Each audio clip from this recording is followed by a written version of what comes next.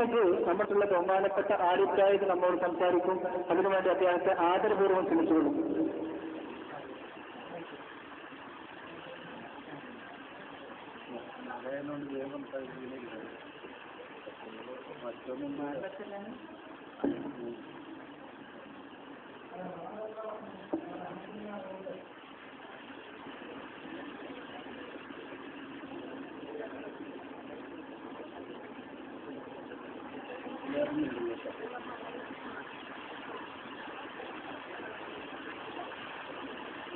أعوذ بالله من الشيطان الرجيم.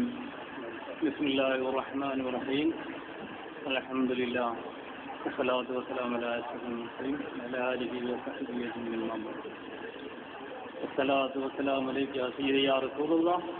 خذ بيدي التي يدركني يا سيدي يا رسول الله. الصلاة والسلام عليك يا سيدي يا رسول الله. خذ بيدي التي يدركني يا سيدي يا رسول الله. الصلاة والسلام عليك يا سيدي يا رسول الله. خذ بيدي التي يدركني يا سيدي يا رسول الله. സ്റ്റേജിലിരിക്കുന്ന ഉസ്താദുമാർ, സദസ്സിലിരിക്കുന്ന സഹോദരന്മാർ, അസ്സലാമു അലൈക്കും വറഹ്മത്തുള്ളാഹി വബറകാതുഹു. സഹോദരന്മാരെ, ഞാനൊരു പ്രഭാഷകനല്ല. ചില സത്യങ്ങൾ പറയാൻ വേണ്ടിയിട്ടാണ് ഞാൻ അവിടെ എഴുതി നിൽക്കുന്നത്.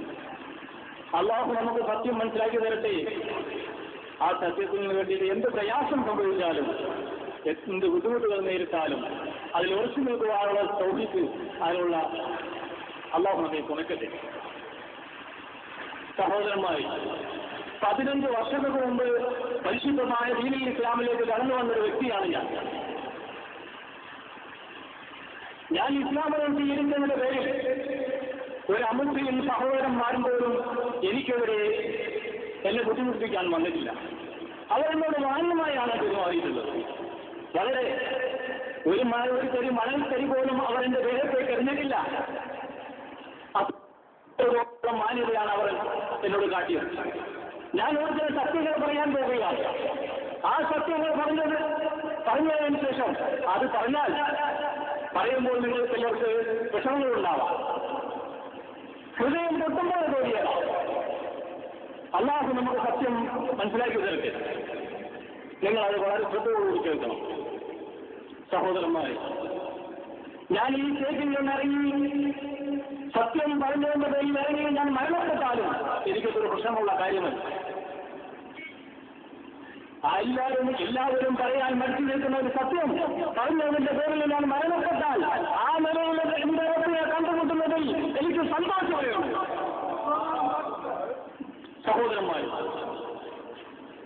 ഞാൻ ഇസ്ലാമിന്റെ കാര്യങ്ങൾ പഠിച്ച് മുന്നോട്ട് നീങ്ങിക്കൊണ്ടിരിക്കുന്ന സമയത്താണ് ആലുവയിലെ ശേഖരനെ ഞാൻ കണ്ടുമുട്ടുന്നത്. ഞാൻ ആരെയും ചെറുതാക്കി പറയുന്നില്ല, ആരെയും ആചരിക്കുന്നത് എന്റെ ഉദ്ദേശമല്ല. ഇല്ല, സത്യം പറയാനുള്ളതാണ്. ആലുവയിലെ ശേഖരൻ എന്ന് പറയുന്ന, അല്ലെങ്കിൽ കുത്തുബുദ്ധമാണെന്ന് അറിയപ്പെടുന്ന ഷേഖ് യൂസുഫ് ഖാൻ ഷാഖാരി എന്ന് പറയപ്പെടുന്ന അദ്ദേഹവുമായിട്ട് കണ്ടുമുട്ടുകയും അദ്ദേഹം എനിക്ക് പയ്യത്ത് തരികയും ചെയ്തു. ആയതായ കാലത്ത് അദ്ദേഹം എന്നോട് പറഞ്ഞു, നിങ്ങൾ കലിമ ചൊല്ലിയല്ലേ മുസ്ലിമായോ, ഇനി ആ കലിമ നിങ്ങളുടെ ഹൃദയത്തിലുണ്ടാകട്ടെ. എന്നും ആ കലിമ നിങ്ങളുടെ ഹൃദയത്തിൽ നിന്ന് പോകാൻ പാടില്ല. അങ്ങനെ ഓരോ കാര്യങ്ങൾ പറഞ്ഞു. അങ്ങനെ മുറാഖബയെ അൽഫാസൊക്കെ പഠിപ്പിച്ചു. അങ്ങനെ മുന്നോട്ട് നീങ്ങിക്കൊണ്ടിരിക്കുന്ന സമയത്താണ് സമസ്തയുടെ പണ്ഡിതന്മാർ, സമസ്തയുടെ ആലിമ്യങ്ങൾ ആ ത്വരീഖത്തിനെ അല്ലെങ്കിൽ ആ ശേഖനെ എതിർക്കുന്നത്.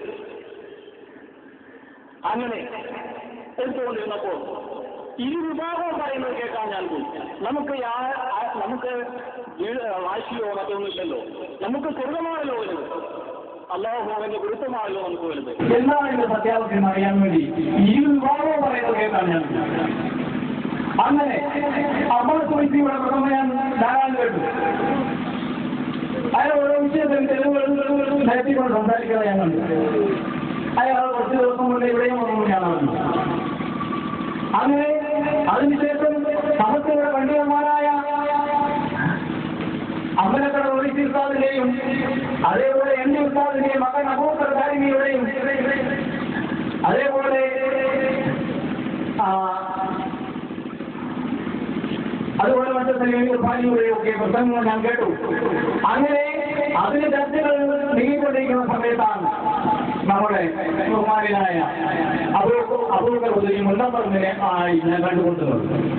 അതേപോലെ ഞാൻ ഒരുപാട് കാര്യങ്ങൾ ചർച്ച ചെയ്തു. അത് പിന്നാണ് അത് വിശദീകരിക്കുന്നത്. അദ്ദേഹം എന്നോട് പറഞ്ഞു, അദ്ദേഹവുമായി ഞാൻ സംസാരിക്കുന്നത് ഒരുപാട് കാര്യങ്ങൾ ഞങ്ങൾ ചർച്ച ചെയ്തു.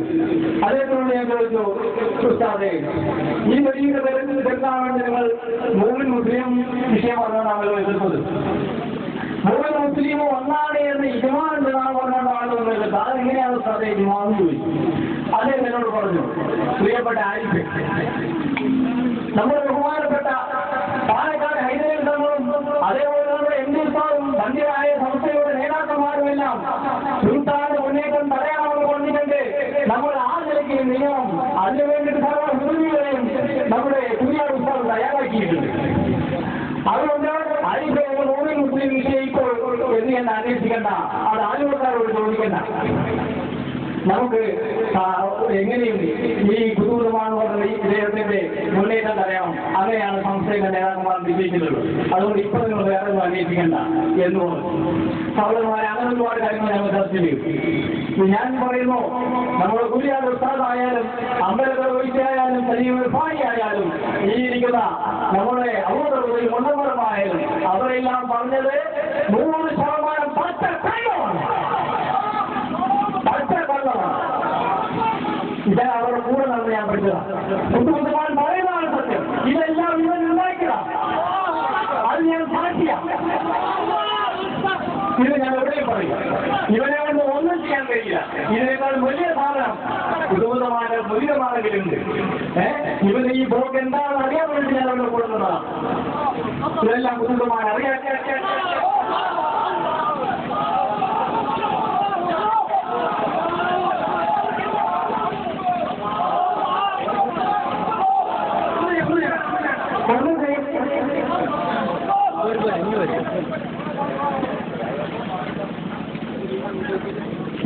അവിടെ ഒന്നും ചെയ്യേണ്ട, അവൻ പോയിക്കോട്ടെ, ഒന്നും ചെയ്യണ്ട.